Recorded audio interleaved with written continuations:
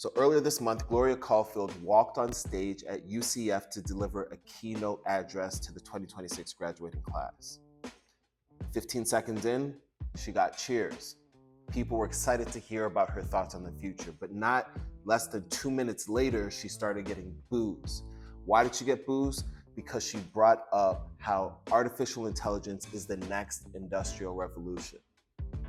But her case isn't unique. There have been plenty of people that have been giving these addresses to the 2026 graduating classes all over the country to mixed results. Most of them are negative from the Gen Z for the Gen Z response, but there have been some positive highlights. Anyway, in this video, we're going to be uncovering what happened. We're going to uncover the reaction, and we're going to cover what we can do about this and how we can learn from this to prepare ourselves for the future. Welcome back to another Constance Corner.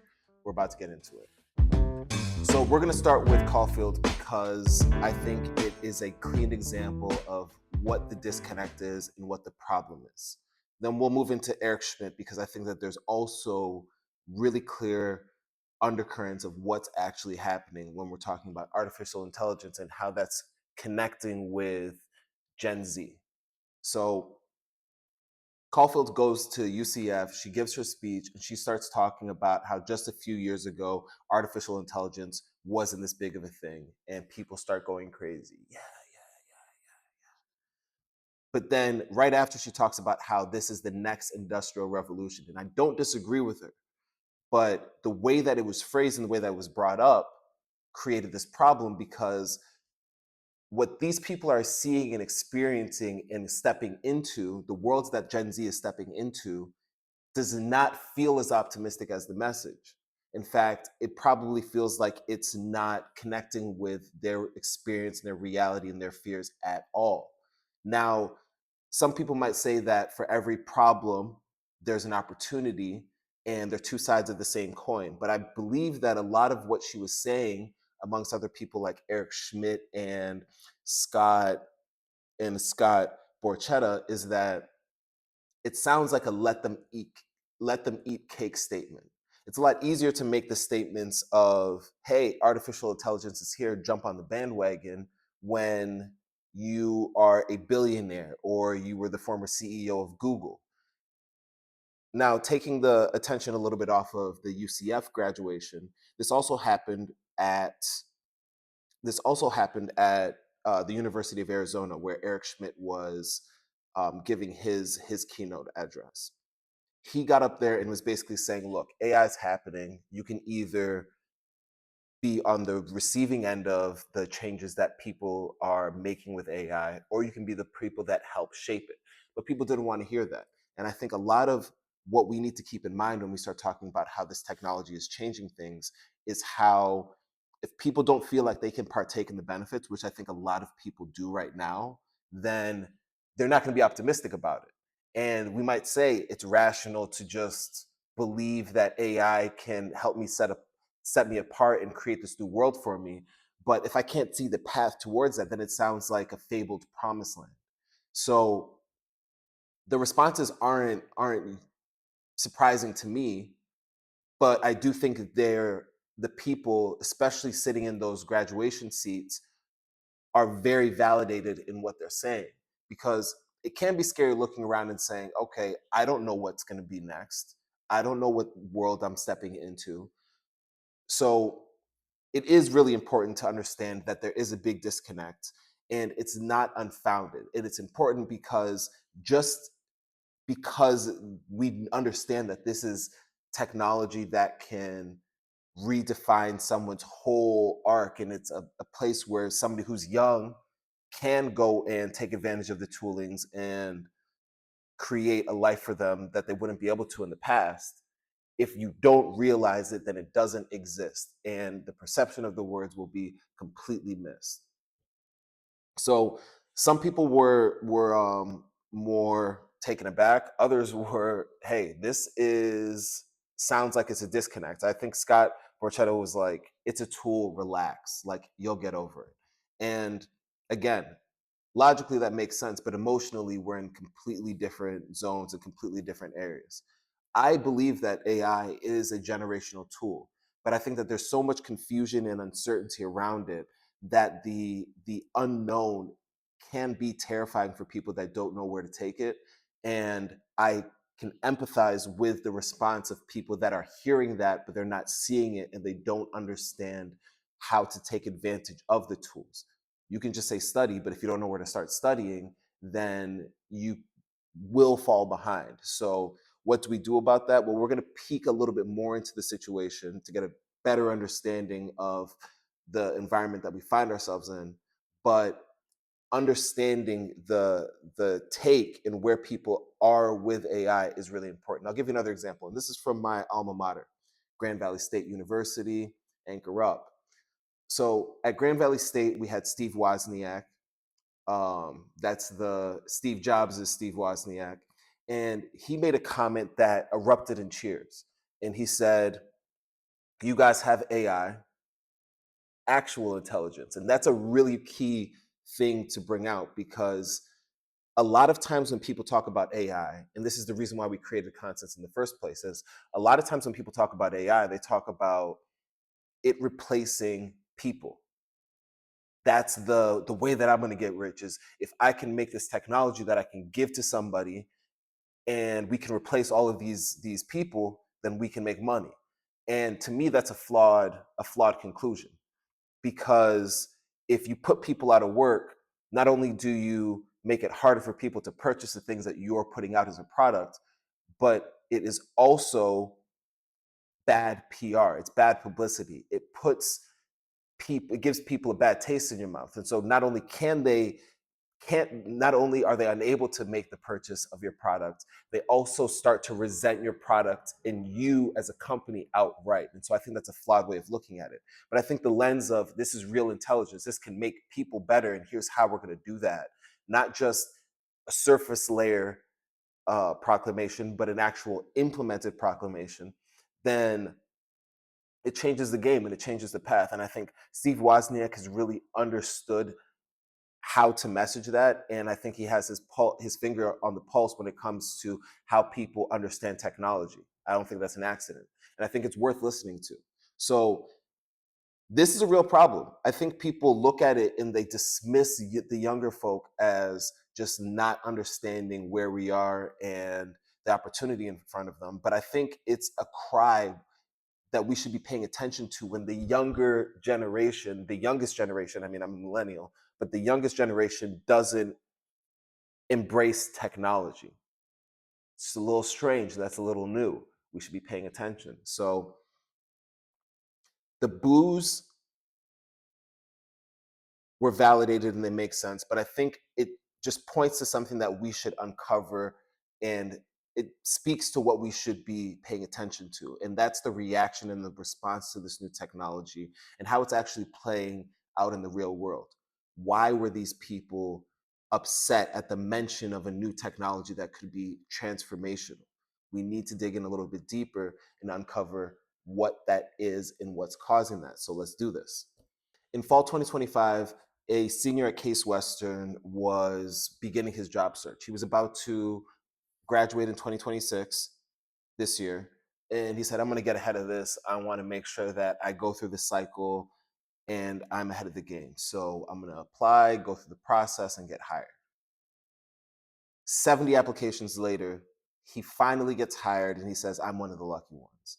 Now, 70 is a lot, but it's not unheard of, especially for people that came before that. It applies many times and get what you can, especially in a short amount of time. Volume counts.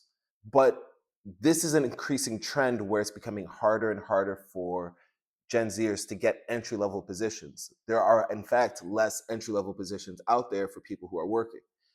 I read recently, and this isn't trimmed down to somebody who's a Gen Zer, but I think it still speaks to the nature of the market. This one person applied to 1,600 positions and didn't get a single position. And when he did, he didn't get one for an extended amount of time. And when he did, it was at a lower pay, no benefits. It was a short-term contract, but it was necessary because he had to provide for his family. This is what the Gen Z market is stepping into, but because they have no experience, it's even worse. Some of the numbers show that graduating graduating recent grads face 5.6% unemployment, which is a percentage point and a half higher than the national job market, and it's widening, it's increasing. 67% of recent grads say that they would accept a lower paying position just for the security of it. And this is something that is going to continue. Um, 89% of the class of 2026 believes that AI could replace all entry level jobs. Now, I don't think that that's serious, and I don't think that I don't think that that's going to be a real thing where all entry level jobs just get replaced by artificial intelligence. But the belief that it is a real problem, because what it does is it makes it difficult for people to see opportunity when they believe that there is none. Believe and you will see. If you don't believe, you won't see. And that's what's happening right now. Is people are looking out there and they're like, I keep hearing that the jobs are getting replaced. I keep applying. I can't find a job. Keep seeing these bottom lines and these profit margins increasing, but the labor force is decreasing. So what do I do? I don't know what to do. And there are other headlines, which we're going to get into, but it's really important to establish that this is where we're at right now, is that people, especially younger people, don't have faith in where things are going, and I think numbers are starting to trail behind that. So while there are multiple narratives being spun out there around Gen Z's difficulty on the job market, there's other headlines that are going out there talking about how Gen Z is also being hypocritical in how they're talking about AI.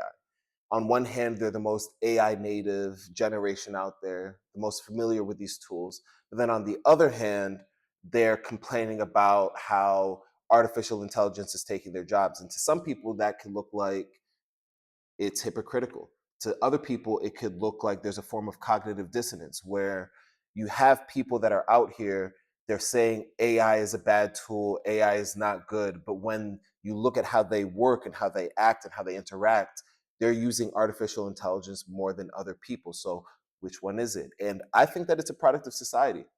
I think that right now, you have people that are trying to find a way to navigate their environment, and that's not always straightforward. It's a catch 22. You either don't use AI and you fall behind, or you use AI and you watch your skills deteriorate. There was a kid, 2026 Duke grad, who was talking about this openly. You ask him, hey, how do you feel about AI? He's like, I don't really like it. Then you ask him a follow up, do you use AI? He says, I use AI, but I don't like it. I feel like I have to use it because how else am I going to keep up in this environment when my classmates and people that are already in the workforce are using AI? So it's difficult, and it's a difficult transition that we have to navigate. But I don't think calling it cognitive dissonance or hypocritical that they're using the tools that they can feel are replacing them is makes sense. I don't think taking that stance or that approach makes sense. And I also think that this is a speech that's being given to the mass in general. If you understand artificial intelligence, then of course you see the opportunities. I've been working with artificial intelligence since 2017 at a Fortune 100 company, and I saw this stuff happen. My biggest thing was that if people don't understand the technology, it's going to seem mystical, it's going to seem magical, and worse, it's going to seem like a threat when it should be an enablement. It should be something that allows people to operate at a more efficient, more effective, more higher level, but it's not being communicated. The specifics of it aren't being communicated, and if they are, they're being counteracted by messages that confuse what artificial intelligence is right now, and that's making it hard for people to adopt it in the way that they can adopt it. So that's highlights the backbone of what we're talking about right now. I agree with Caulfield. I think that this is the next industrial revolution. I think it's enabling an entrepreneurial revolution where people can do things that are more in line with their interests, their skills, and their experience, as opposed to doing things that are just tasks for other people. Those will still be there, but the optionality of what you can pursue goes even further. I was just talking with somebody. She's a UGC creator, a user generated content creator, And she recently got laid off. And she was telling me that this is something that I never would have anticipated. I never would have asked for. But now that I'm in this position where I'm forced to explore, I'm finding that there's a lot more things that are in line with what I want to do. I want to communicate around the things I love with nature. I want to communicate around um, my product management experience, but not just under the corporate umbrella, working with more companies. And this is not something that is going to slow down. I think it's going to be something that increases, where we see more people pursuing their passions and getting paid and reciprocated for that. How that happens, well, that's what we made Constance for. Is Constance is a platform where if you don't know where to start on your entrepreneurial journey, starting a business, or even just making money, then that can be really overwhelming. And so what we did is we created Constance, which is an all-in-one toolkit. It's the best set of tools, the easiest set of tools for getting started in creating an offer and then actually making that offer. And all you have to do is you go to constance.com, you go through the onboarding experience where you create your profile, and it's an AI enhanced profile. So it's basically customized AI. And then you select from the tools that are fit for your job, and we help you with all of that stuff, even if you don't know where to start. And then you go out there and you share your offer with the world, whether that's online or in the real world. And in doing that, it allows for some navigation around this changing job market, because that's really important. The reason why people feel that angst when somebody who is an esteemed technologist comes out here and says, hey, this is a great opportunity for you, is because they don't trust. They don't know how to use the technology, and they don't understand the vantage point that that person sees. And so I believe that making that easier for people to understand can go a really long way in not only giving people direction, whether it's Gen Zers or whether it's somebody who's in the middle of their career or in the late stage of their career, but I also believe that it is going to help with societal problems that will arise if we don't do something now. So I'm going to leave it there. This was Constance Corner. Hopefully, this is helpful to you. If you found it helpful, subscribe. If you think it will be helpful to somebody else, share the link. And don't take my word for anything that I'm saying. Go out here and try it yourself. We'll catch you next time on Constance Corner. Peace out.